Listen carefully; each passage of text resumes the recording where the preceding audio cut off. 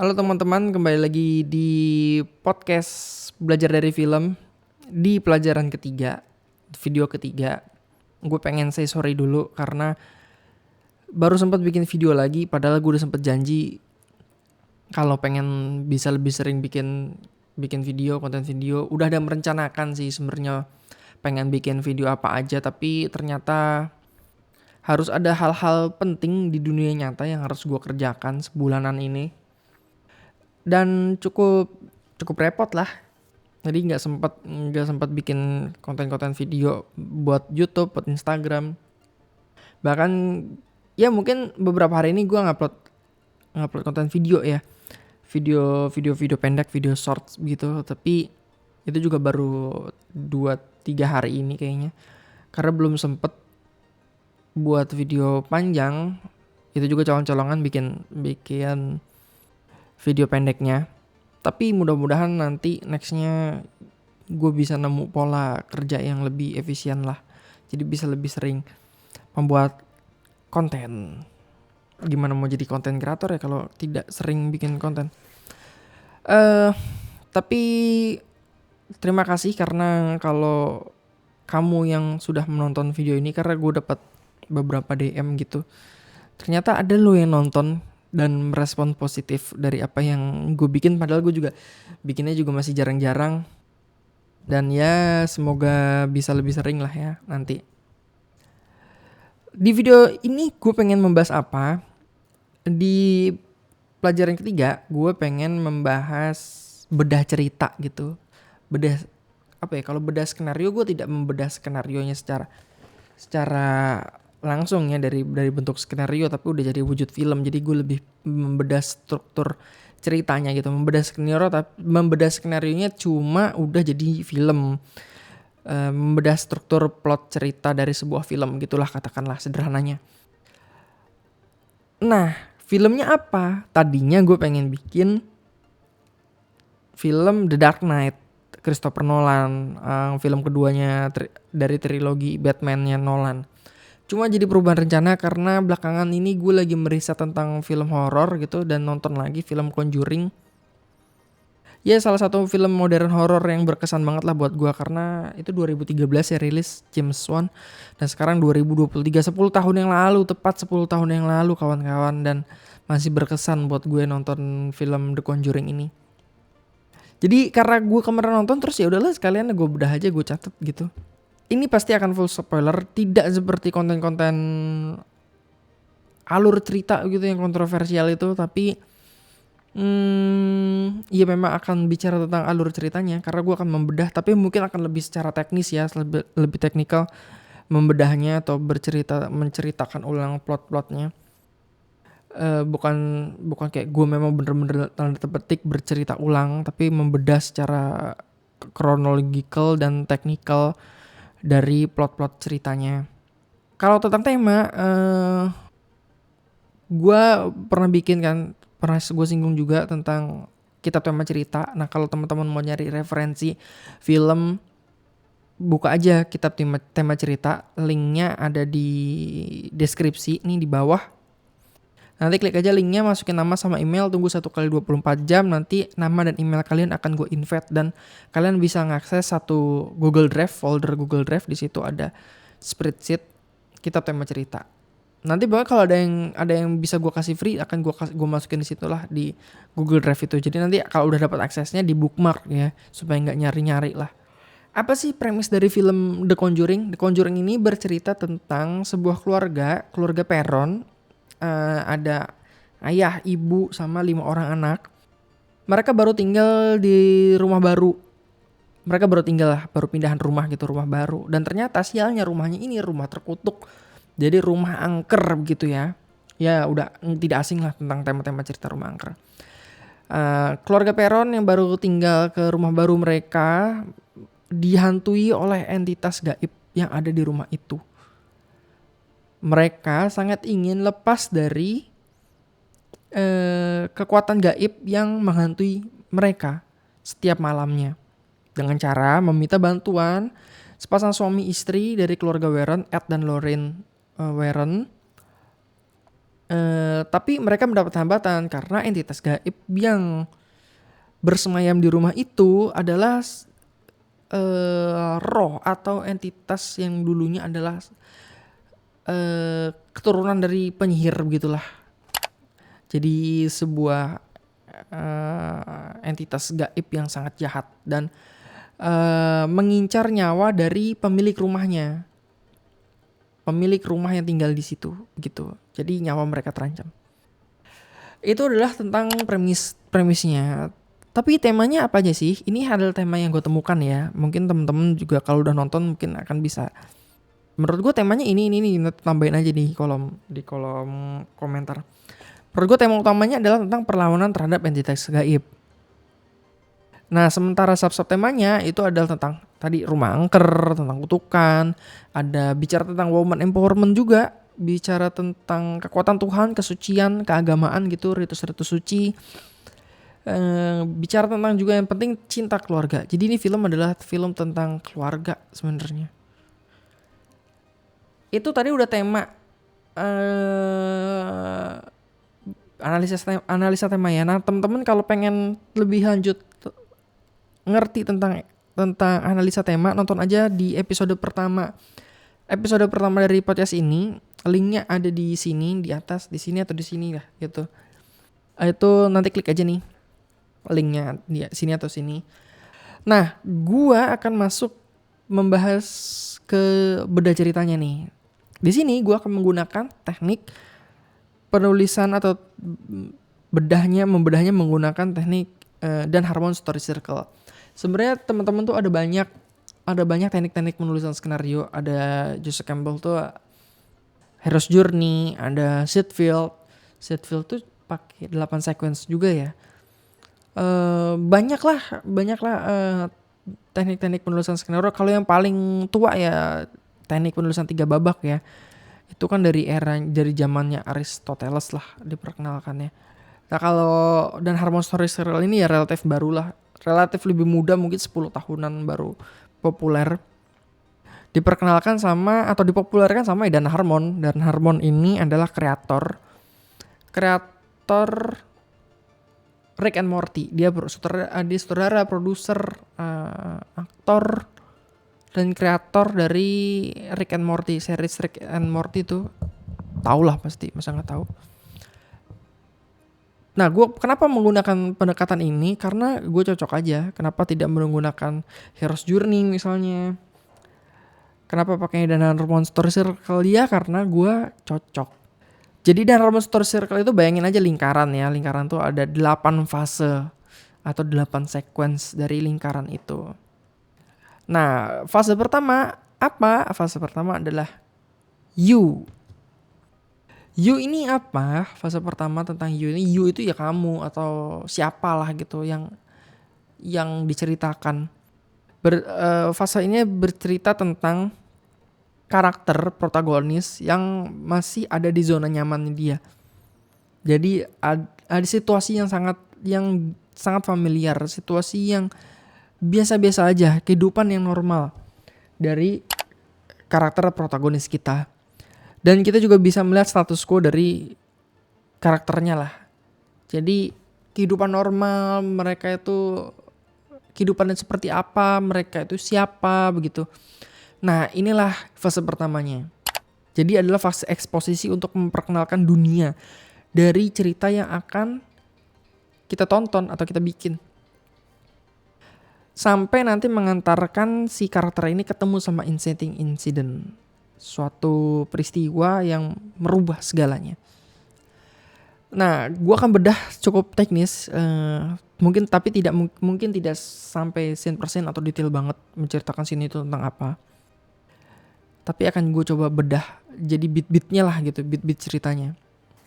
Nah, begitu film ini dibuka kita langsung ngeliat tentang boneka. Kita dikasih tunjuk boneka yang serem banget lah. Ya kalau udah ngeliat bonekanya udah pastilah kita udah tahu nih something nih boneka ini nih. Ada sesuatu yang tidak biasa dari boneka ini. Tapi apakah ini bercerita tentang boneka? Bukan teman-teman, ini hanya pengantar dan sebagai apa ya istilahnya tuh Ya memang dipersiapkan nanti kalau untuk film berikutnya gitu, ada spin off tentang boneka ini. Yang kita tahu itu jadi film judulnya Annabelle. Nah boneka ini ya nama itu tadi, boneka Annabelle. Jadi dibuka dengan memperkenalkan protagonisnya, tapi berangkat dari si keluarga Warren, dari Ed dan Lorraine. Jadi Ed dan Lorraine ini lagi menginvestigasi sebuah kejadian mistis, kejadian supranatural yang menghantui 2 orang perempuan. Nah dia ngobrol nih gitu, diwawancara, ditemenin sama satu cowok gitulah. Mereka ini 2 orang perempuan ini cerita kalau mereka itu menemukan boneka ini, dan singkat cerita mereka merawat boneka inilah. Tapi ternyata boneka ini malah meneror mereka. Begitu. Nah, inti dari sequence ini adalah kita dikasih tahu setupnya. Dikasih tahu sesuatu yang akan menjadi penting nanti di belakang. Yaitu apa? Ternyata Ed dan Lorraine ngasih tahu kalau setan itu tidak merasuk ke boneka atau benda mati, tapi benda mati itu hanya sebagai pengantar, sebagai kamuflase begitu, karena sebenarnya setan itu akan merasuk ke manusianya. Jadi manusia memang dilemahkan secara iman begitu loh, sampai nanti bisa diambil alih sama si setan itu gitu. Nah itu adalah inti dari sequence ini, atau dari scene inilah, dari scene inilah. Lalu kita berpindah nih ke scene berikutnya di sebuah kuliah umum dari si Ed dan Lorraine ini. Di situ kita tahu kalau mereka lagi presentasi kasus yang Annabelle tadi, dan ngasih tahu kalau hasil investigasinya mereka bawa ke gereja sebagai barang bukti supaya gereja bisa mengambil tindakan pensucian atau eksorsisme gitu. Karena mereka tidak melakukan eksorsis sebenarnya, Ed dan Lorraine ini, tapi adalah pendeta yang memang terlatih dan profesional di bidang itu, dan itu harus dapat izin dari gereja. Jadi mereka menginvestigasi begitu si Ed dan Lorraine ini. Lalu ada yang nanya, lo kalau gitu nama kalian ini apa, profesi kalian? Ed bilang kalau profesi mereka istilahnya adalah demonologis atau ahli dalam bidang setan gitu, atau paranormal lah sebutannya. Lalu setelah itu apa? Force exposition. Nah force exposition ini kayak apa ya, teks gitu, menceritakan kalau ini siapa nih, tentang siapa, atau bercerita tentang apa gitu. Kayak kalau yang ikonik itu kayak Star Wars gitu ya, di opening itu kan ada teks gitu ya jalan. Nah itu istilahnya kayak force exposition. Lalu kita pindah masuk ke keluarga satunya nih, keluarga Perron yang tadi, yang udah gue sebut di premis. Nah keluarga Perron ini baru banget tiba di rumah mereka. Mereka baru pindahan nih. Ada si ibu namanya Caroline, si bapak namanya Roger, lalu ada anak mereka tuh 5 orang namanya Andrea, Nancy, Cindy, Christine, dan April. Sama satu anjing, mereka punya peliharaan satu anjing. Nama anjingnya siapa gue lupa. Nah kejanggalan pertamanya langsung dikasih tunjuk nih. Kejanggalan pertama, si anjingnya ini gak mau masuk dalam rumah. Itu anjingnya. Tapi kalau kita merujuk pada literatur atau merujuk pada mitos-mitos folklore begitu, kalau kita udah kenal nih di sini nih, kalau ada anjing gonggong tuh malam-malam tuh ada ini tuh, ada hantu gitu. Dikatakan kalau anjing atau binatang-binatang itu bisa melihat, dalam tanda petik, melihat makhluk-makhluk tak kasat mata.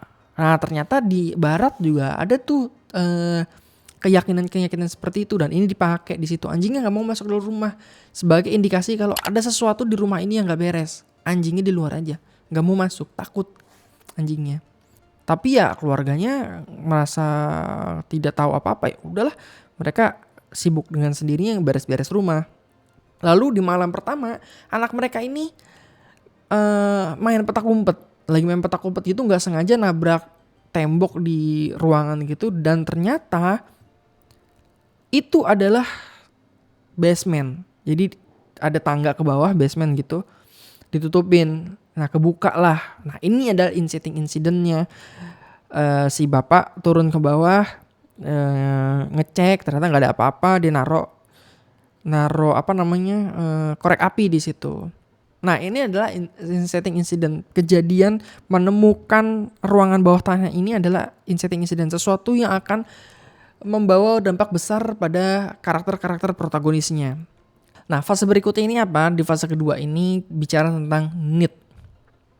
Need itu apa sih? Need itu bicara tentang karakter akhirnya menyadari sesuatu atau menginginkan sesuatu dan menjadi bagian dari apa ya istilahnya, bagian dari cerita sesungguhnya dimulai gitu. Jadi cerita yang beneran nih sebenarnya ya ceritanya memang udah dari pertama tadi udah dimulai, tapi cerita sesungguhnya baru dimulai dari sini nih sebenarnya. Dan di sini karakter akhirnya tahu dia itu butuh apa atau menginginkan apa. Di sini tangga dramatiknya mulai naik. Nah, di fase kedua ini atau need ini. Nah, kita masuk nih. Tadi kan si malam anjingnya nggak mau masuk tuh, masih belum mau masuk. Nah, kejanggalan-kejanggalan itu makin intens nih di fase kedua ini. Pertama, pagi-pagi Caroline si ibunya bangun, dia tahu kalau badannya lebam-lebam. Mulai muncul tuh lebam-lebam di badannya dia. Tapi dia belum tahu kenapa. Terus dia turun, dia ngeliat jam di rumahnya. Berhenti di jam 3:07. Nah, apa nih jam 3:07? Terus ternyata anjingnya ditemukan mati. Anjing yang tadi gak mau masuk dalam rumah tuh, anjing piarannya mereka, mati. Misterius, gak tahu kenapa. Lalu cerita berpindah ke keluarga Warren, di mana Ed sedang menunjukkan ruang koleksinya di bawah rumahnya dia gitu. Dia ada basement kecil ke bawah, kayak tangga ke bawah gitu, sebuah ruangan. Itu koleksi benda-benda mistis dalam tanda petik. Jadi hasil investigasinya dia, benda-benda yang tadi yang dirasuki gitu, menjadi perantara antara makhluk entitas gaib dengan dunia nyata gitu atau terhadap manusia.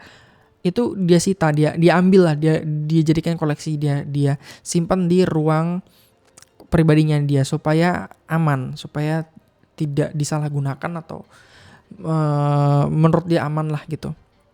Nah, boneka Annabelle-nya tuh disimpan di sini dan dia lagi diwawancara gitulah tentang boneka Annabelle, tentang ruangannya si Ed ini. Tapi ternyata si anaknya diam-diam ngintip masuk ke ruangan itu, padahal udah dilarang sama si bapaknya nih si Ed. Nggak boleh, namanya Judy anaknya, perempuan. Nggak boleh masuk ke sini, apapun yang terjadi kamu nggak boleh masuk ke sini. Tapi nakal kepo lah, karena nggak boleh kan. Karena anak kecil itu semakin dilarang semakin penasaran. Nah, karena dia penasaran, dia masuk, dia ngintip tuh boneka Annabelle di situ. Dan ini jadi setup buat nanti di belakang. Nah, lalu kita diperlihatkan abis dari si Ed ini ngasih tahu anaknya jangan masuk sini, pindah ketemu sama istrinya. Dia ngobrol lah, si Ed sama Lauren ini ngobrolnya singkat, tapi kita bisa lihat ekspresinya, situasinya. Kalau memang mereka membicarakan sesuatu yang tidak mengenakan sebenarnya, sesuatu di masa lalu gitu loh. Terus si indikasinya apa? Si Lauren itu ngomong kira-kira begini, ini bukan salah kamu, kira-kira gitulah istilahnya. Tapi kita belum tahu kenapa emang ada apa nih. Tapi kita tahu ada indikasi bahwa mereka sebenarnya memendam sebuah rahasia atau sebuah perasaan yang tidak enak begitu, atau mungkin trauma yang ada di diri Ed dan Lauren. Tapi kita belum tahu apa. Nanti di belakang ini setup juga untuk nanti di menit-menit berikutnya. Lalu teror di keluarga Perron itu semakin intens, makin meningkat lah gitu.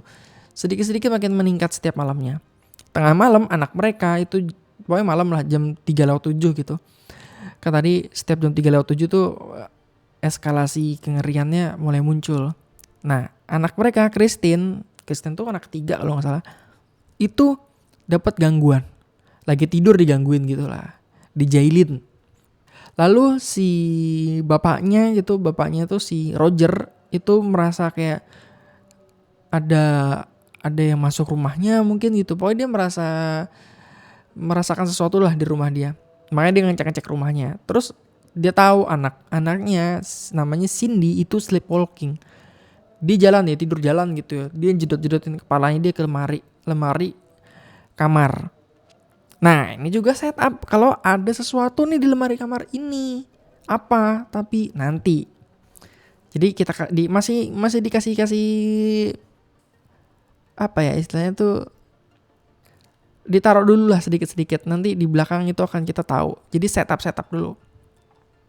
Nah, hari berganti luka lebam di badannya si Caroline juga makin banyak. Dia belum tahu kenapa, tapi mungkin dia udah mulai merasa kayak nggak beres nih gitu pikiran si Caroline ya. Terus bapaknya berangkat kerja. Anak-anaknya kan berangkat sekolah, bapaknya mau berangkat kerja. Nah bapaknya nih si Roger itu nemu ada burung itu mati, lehernya patah, kayaknya nabrak rumahnya. Kenapa nih ada burung mati begini, aneh banget. Terus siang-siang kan pada sekolah tuh si ibunya si Caroline sama anaknya yang paling kecil, namanya siapa ya? Namanya April. Main petak umpet. Si ibunya ini ke lemari, dikira anaknya ngumpet di lemari yang tadi, yang si Cindy tadi yang jedot-jedotin kepalanya waktu sleepwalking. Ternyata pintu kan lemari kebuka. Ternyata nggak ada siapa-siapa di situ. Anaknya nggak ngumpet di situ. Ibunya bingung. Ternyata anaknya nggak ngumpet di situ. Nah sementara itu kita pindah lagi ke keluarga Warren. Keluarga Warren ini lagi ngecek, lagi investigasi gitulah, lagi kerja dia investigasi. Ternyata di rumah yang investigasi ini nggak ada ditemukan sesuatu yang mengerikan atau mereka tidak dihantui.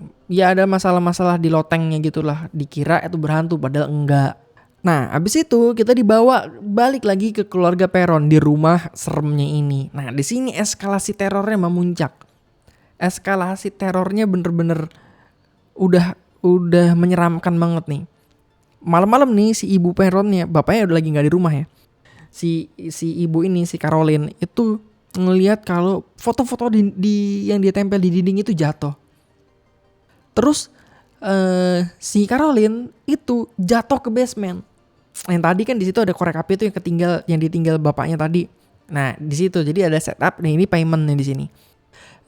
Kita tunjukin kenapa tadi bapaknya tuh naro korek api di situ dan kepake sama sini. Dan ini terornya.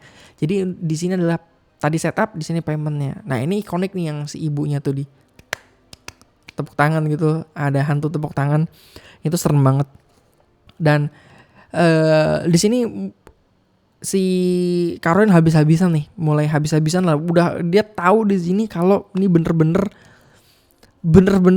mereka itu dihantui, rumahnya itu berhantu.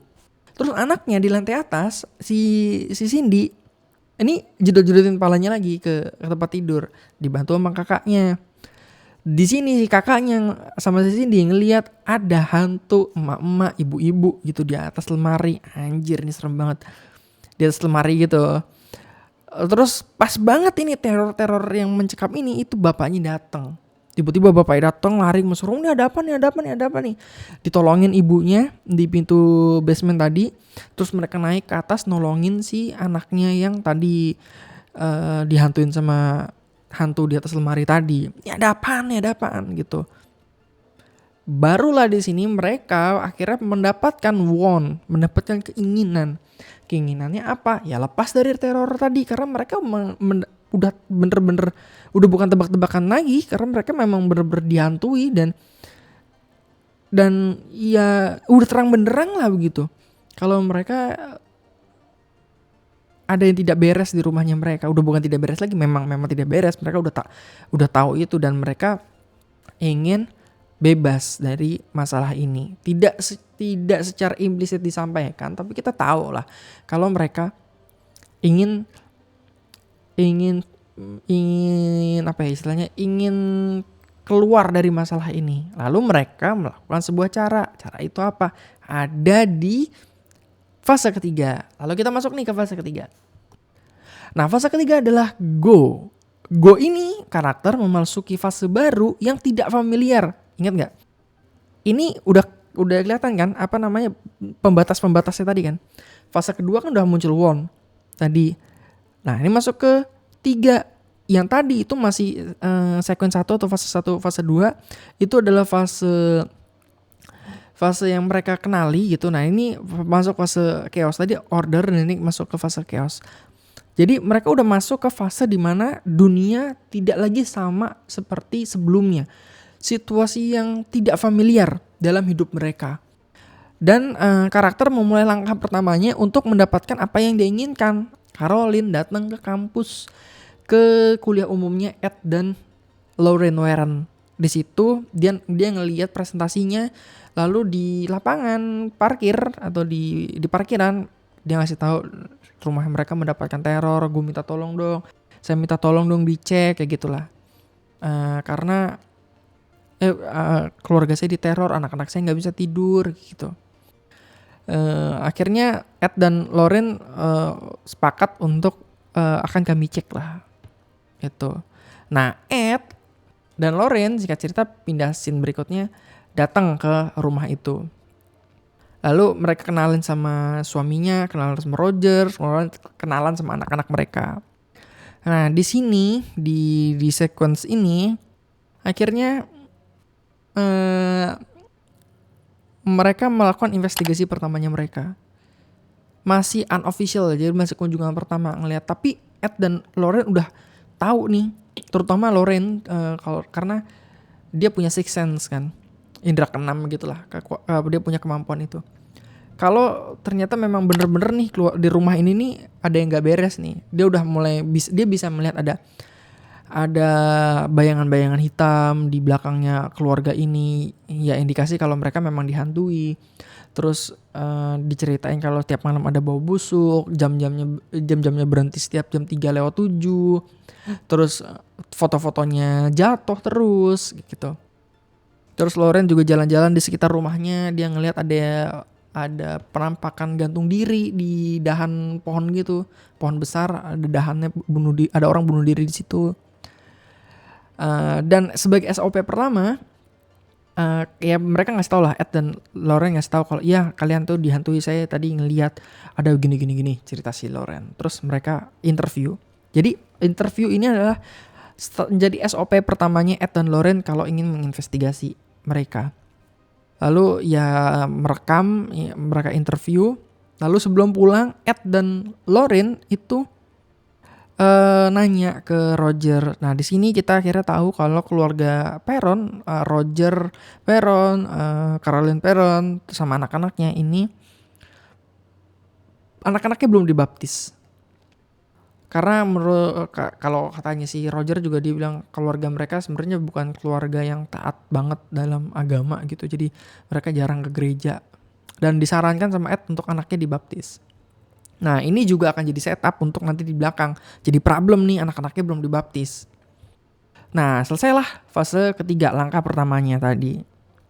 Lalu masuk ke fase keempat. Fase keempat adalah search. Jadi pencarian. Apa sih fase keempat ini? Karakter protagonis melakukan sebuah pencarian. Melakukan sebuah eksplorasi yang membuat dirinya harus beradaptasi dengan situasi yang ada. Dalam hal ini adalah keluarganya, keluarga Warren ya gitu. Sementara masalah semakin meningkat, yang mendorong karakter akan masuk ke midpointnya nanti, ke turning pointnya. Di sini masalah ancaman menjadi semakin pelik nih, semakin meningkat nih di sini. Nah, tadi kan search ya, pencarian ya, semakin meningkat lah problemnya. Fase keempat ini dibuka sama anaknya, interaksi lah, ada anak sama ibunya si Judy sama si Lorraine, ibu anak ini, keluarga Warren ini. Si Judy ngasih Leontine ke ibunya. Nah, Leontine ini juga jadi sesuatu nanti. Jadi sebagai bentuk ikatan anak dan ibu gitu ya. Satu dipegang anaknya Judy, satu dipegang sama ibunya si Lorraine. Jadi kalung Leontine gitu. Abis ngobrol sama anaknya sebelum anaknya tidur ya, sebelum tidur gitulah kalau nggak salah. Terus masuk nih ke babak berikutnya, yaitu Lorraine sama Ed diskusi. Ternyata mereka udah melakukan sebuah investigasi, gitu ya secara literatur. Ed ngasih tahu kalau rekaman investigasinya mereka yang pertama, interview yang pertama itu nggak kerekam ternyata.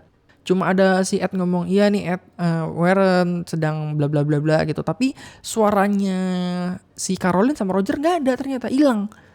Wah, si Ed juga nggak tahu nih kenapa nih kok bisa hilang begini. Terus gimana? kamu dapat apa gitu, nanya ke Lauren.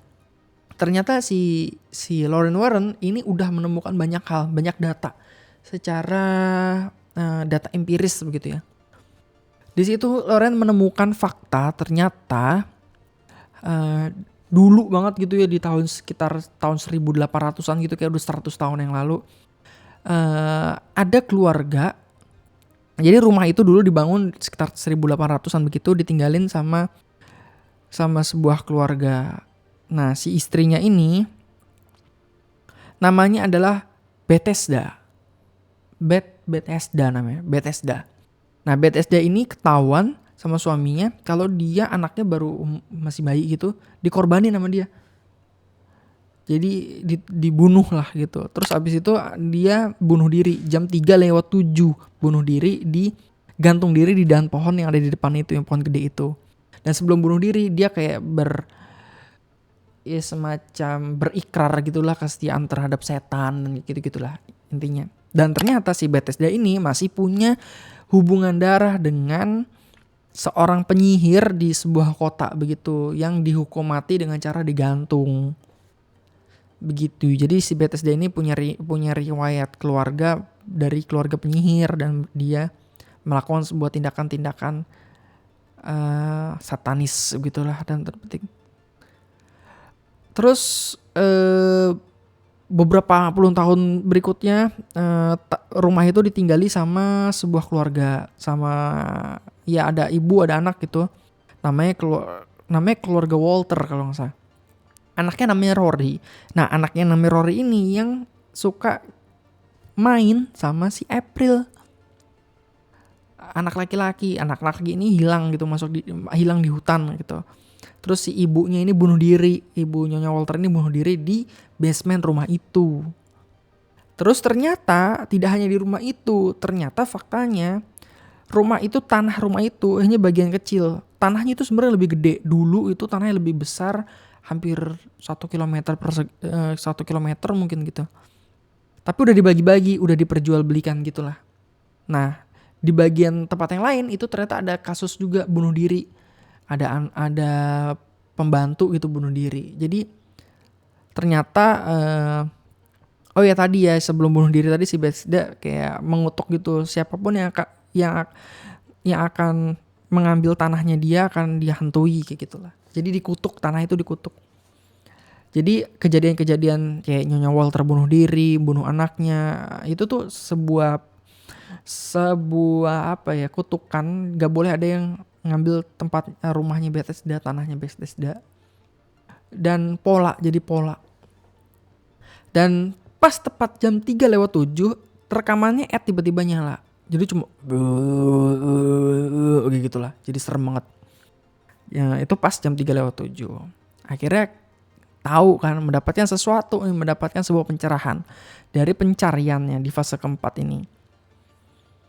Nah, kita masuk ke sekuen 5. Nah, sekuen 5 ini apa?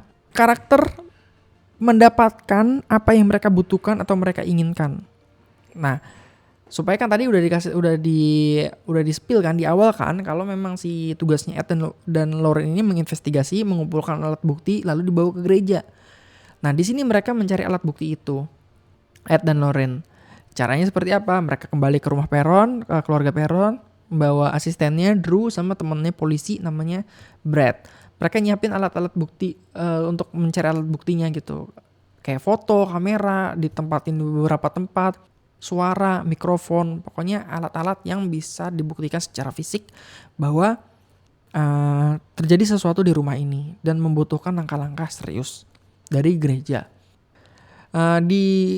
Waktu mereka nyiapin juga, si Caroline ngobrol sama si Lauren, dan si Lauren bisa merasakan atau melihat momen-momen penting, momen-momen yang tidak akan pernah dilupakan sama Caroline, tentang mereka lagi main di pantai gitu sama keluarganya. Nah, ini nih jadi penting nanti nih. Nggak sembarangan flashback, cuma dikasih flashback aja gitu, tapi tidak ada apa-apanya. Nah, ini senjata akhirnya nanti ternyata. Jadi kalau ada istilah namanya attack with exposition. Jadi flashback ini sebagai sebuah eksposisi, sebagai sebuah setup untuk nanti di belakang sebagai sebuah ganjaran, ada payment di belakangnya. Nah, hari pertama nggak dapat apa-apa, bukan dapat apa-apa, hanya mendapatkan sedikit data. Malam-malam pintu basementnya ketutup sendiri, tapi kan mungkin angin gitu ya. Jadi tidak cukup lah datanya. Masuk ke hari kedua, masih siang hari nih, belum malam-malam. Si Lauren mendapatkan penglihatan begitu, merasakan sesuatu yang kejanggalan. Ternyata Caroline itu berhasil dirasuki sama Bethesda. Jadi mulai kerasukan nih si Caroline nih. Tapi belum menunjukkan benar-benar kerasukan yang gimana gitu ya. Tapi dia berhasil dirasuki sama si Bethesda. Di luar si Ed lagi ngobrol sama Roger. Nah di sini kita akhirnya tahu tadi yang di awal tadi tuh, yang di fase kedua kan sempat ngobrol tuh si Ed sama Lauren. Misteri apa sih yang membuat mereka merasa tidak nyaman atau punya pengalaman buruk apa sih? Di sini terjawab, ternyata si Ed sama si Lauren itu beberapa bulan yang lalu menangani sebuah kasus di mana harus ada exorcism di situ, dan ternyata Lauren bisa merasakan sesuatu yang dahsyat saat ada di dekat proses exorcism, dan itu membuat trauma yang mendalam buat si Lauren. Dan itu juga berimpact ke Ed karena merasa bersalah Ednya gitu. Laurennya ada di dekat proses eksorsis, dan situ Ed juga jadi belajar kalau Lauren nggak boleh deket-deket sama proses eksorsisme karena bisa membawa dampak yang signifikan terhadap psikologisnya Lauren. Lalu masuk ke malam. Nah di malam hari ini meningkat nih terornya ini.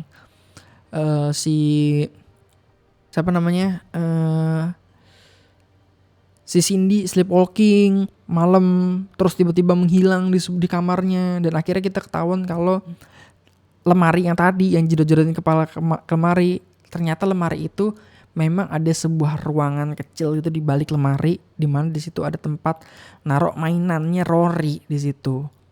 Jadi terjawab sudah kenapa lemari itu jadi penting, karena menurut April si Rory kalau ketakutan dia selalu ngumpet di situ. Begitu. Jadi terjawab sudah. Tadi kan ada setup, ada payment. Terjawab di sini masalah lemari. Lalu si Lauren jatuh tuh waktu dia naruh mainannya si Rory, dan dia nemu tali gantung diri gitu. Jatuhlah sampai dari lantai atas ya, berarti sampai bawah ke lantai basement. Nah, di lantai basement si Lauren juga dapat dihantui. Dia ngeliat penglihatan tentang hantunya si Nyonya Walker. Dia ngomong dia memaksa saya melakukan ini, kayak gitu-gitulah kira-kira. Dan akhirnya si Ed kan berusaha ngeluarin si Lauren kan. Proses ini si Lauren kabur dari ruangan bawah tanah ini juga bikin ininya dia ketarik nih, liontinnya dia ketinggalan tuh, akhirnya ketarik nyangkut di sebuah kayu gitu di ruang bawah tanah. Dan di sini akhirnya si Lauren tahu kalau ternyata Bethesda ini motifnya atau caranya dia itu adalah merasuki si ibunya. Nanti si ibunya itu akan ngebunuh anaknya, dan dia tahu kalau Bethesda berusaha merasuki ibunya Caroline begitu. Nah ternyata udah tahu gitu, teror fisik datang, anaknya dijambak, dilempar-lempar, dan itu kerekam. Akhirnya mereka berhasil mendapatkan apa yang mereka mau. Apa itu yang mereka mau? Bukti, alat bukti, karena semuanya terekam gitu. Jadi mereka punya nih alat buktinya. Mereka mendapatkan apa yang mereka butuhkan. Nah abis itu kita masuk ke fase berikutnya, fase ke-6. Tag adalah karakter akhirnya menerima sebuah momen yang sulit. Jadi momen buruk lah dalam hidupnya dia, atau mendapatkan penderitaan atas konsekuensi dari pilihan-pilihannya mereka. Jadi ini adalah fase terendah ya gitu. Menukik lah dari statistiknya tadi, dari mendapatkan sesuatu akhirnya kehilangan sesuatu, atau mendapatkan sebuah problem yang besar sekali. udah dapat bukti gitu ya, si keluarga Perron kan diungsiin tuh, diantar sama Drew. Terus Lauren dapat penglihatan, dia ngeliat anaknya ada di dalam air, karena ya dia tahu lah kalau itu sebuah pertanda buruk gitu. Lalu Ed dan Lauren pergi ke gereja. Nah, ke gereja presentasi ke pendeta, dan si pendetanya udah yakin kalau memang ini harus dilakukan sesuatu, tapi masalahnya adalah anak-anak keluarga Perron itu belum dibaptis. Nah, terjawab sudah tadi masalah baptis. Kenapa masalah baptis itu jadi masalah? Karena anaknya belum dibaptis, gereja nggak bisa langsung ngambil tindakan yang cepat. Alat buktinya harus dibawa ke Vatikan, dan Vatikan sendiri yang harus langsung direct ngasih persetujuan. Tapi si Ed sama Lauren kan udah, aduh Bapak, tolonglah, ini darurat banget. Akhirnya bapak pendetanya luluh dan ngambil resiko, karena kalau dia udah, saya sendiri yang akan melakukan eksorsis. Oke, tenang. Di rumah ternyata malam anaknya Judy diteror sama siapa? Sama Bethesda. Karena terancam juga dengan Bethesda kan. Nah, gimana Bethesda harus melakukan sesuatu terhadap keluarga Warren. Nah, keluarga Warren gimana cara diterornya? Lewat koneksi liontin. Kan tadi anaknya punya liontin, ibunya punya liontin kan. Mereka masing-masing megang. Punyanya ibu ketinggalan, jatuh atau nyangkut di basement. Nah, ini jadi koneksi untuk Bethesda meneror anaknya. Nah, anaknya kayak diteror gitu, si Bethesda mangku boneka Annabelle, terus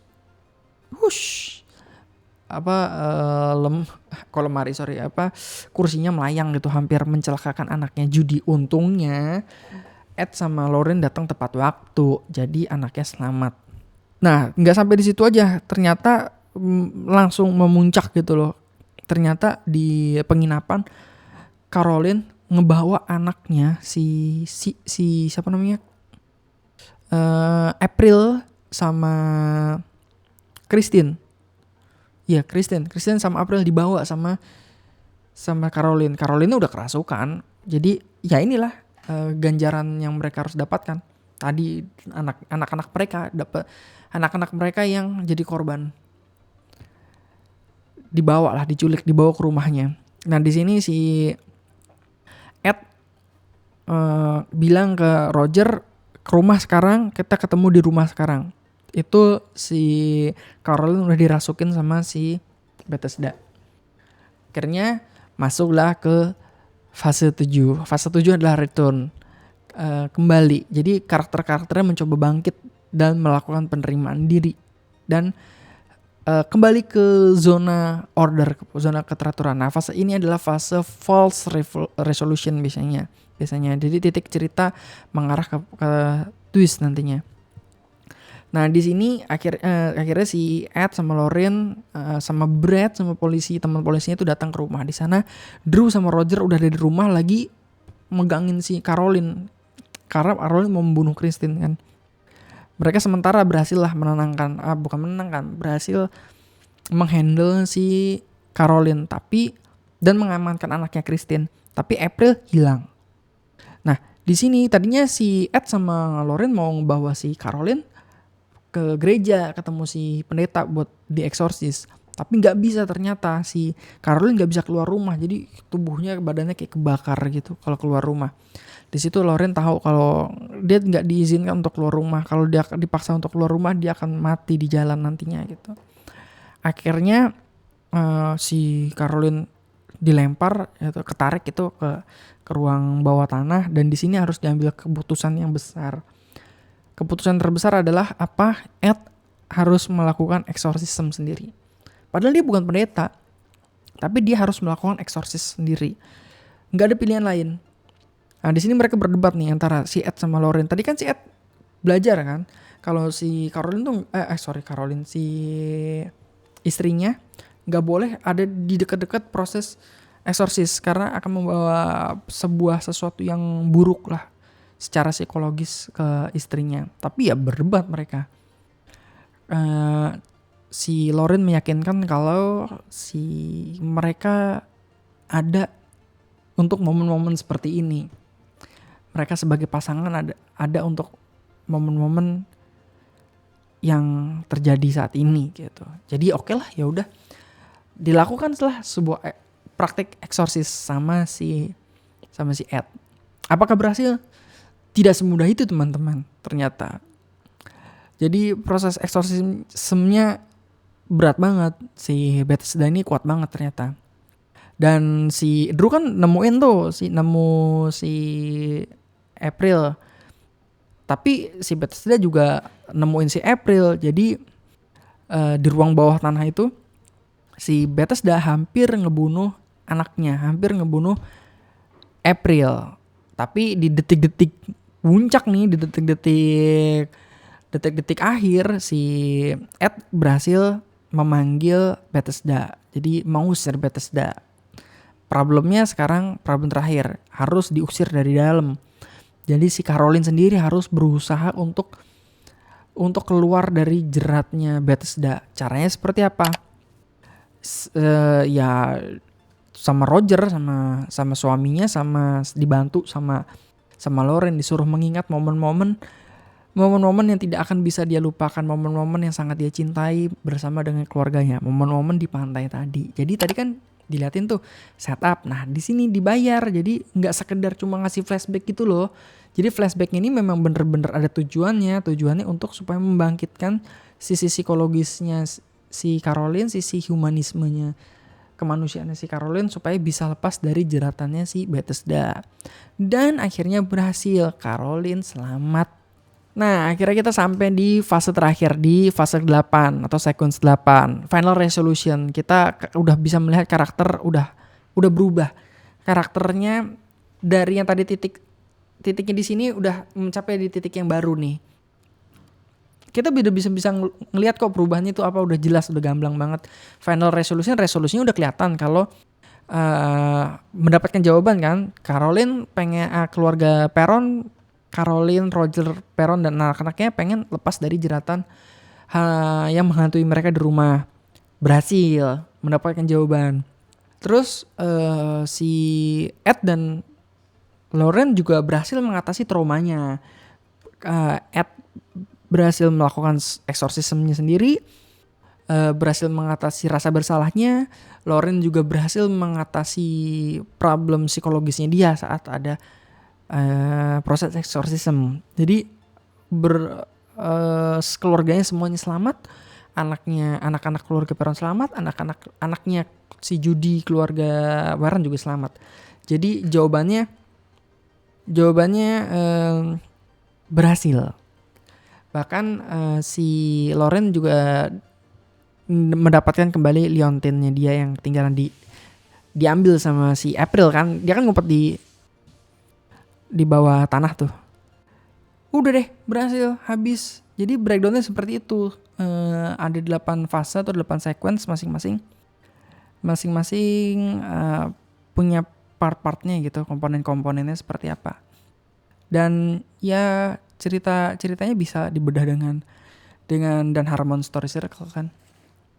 Begitu. Menarik gak sih? Kalau menurut gue menarik ya, karena Dan Harmon Story Circle ini menjadi sebuah tools yang menarik buat gue. Tidak bilang mudah, cuma gue cocok lah dengan teknik ini, teknik Dan Harmon Story Circle.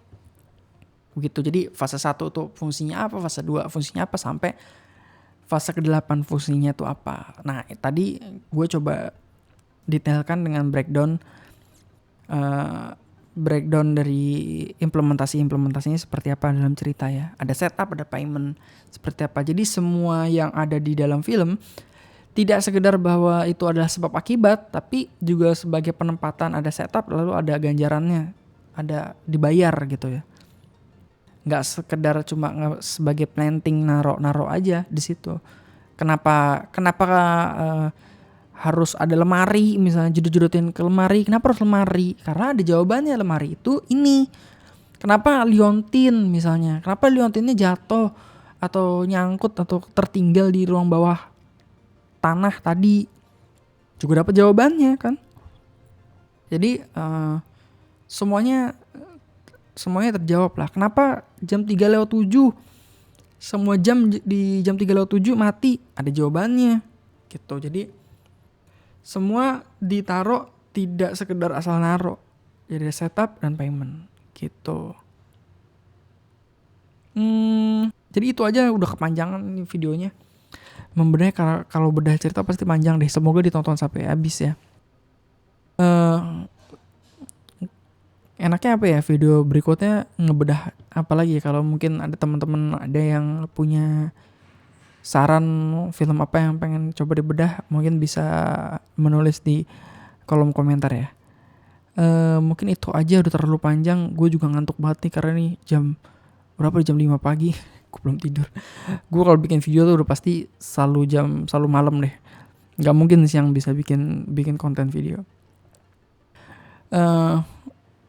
Ya udah itu aja paling. Terima kasih banyak sudah menyimak sampai akhir. Semoga kedepannya bisa bikin konten-konten yang lebih menarik. Terima kasih.